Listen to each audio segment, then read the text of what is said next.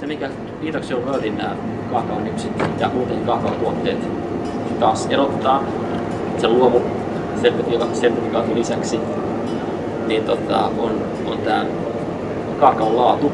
Eli se on tämmöistä criollo laatua. Ehkä vain prosentti viljelystä kaakaosta on tätä criolloa. Johtuen siitä, että nämä pari muuta laatua, mitä yleensä käytetään, on helpompia kasvattaa, tuottaa paremman sadon ja halvempaa. Sen takia tämä kaakao on aavistuksen hintavampaa.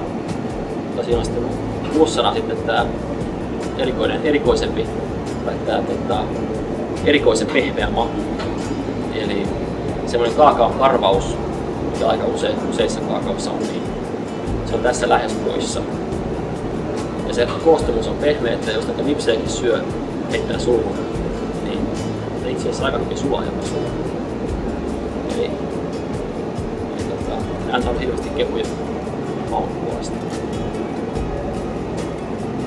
Ja tosiaan kaakaossahan on se juttu, että se on oikeastaan, jos sanotaan, että 2 tämmöistä top-tuotetta ottaa täältä, niin ravintoaine mielessä on maka, jauhe ja kaakao tuotteet. Eli onko se sitten nipsejä tai kaakaojauhetta tai muita kaakaota.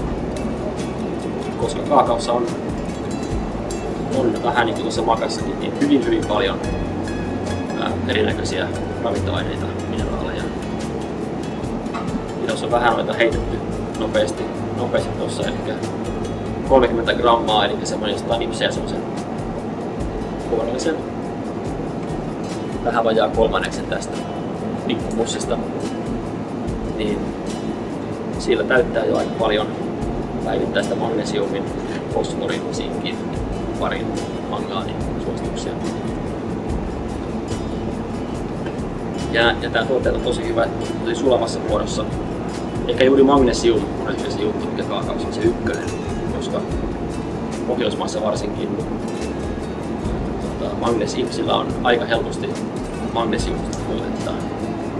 Pelkästään syömällä kaakaonipsejä tai laittamalla kaakaojauhetta jonnekin ruokiin, niin sitä asiaa korjataan aika tavalla.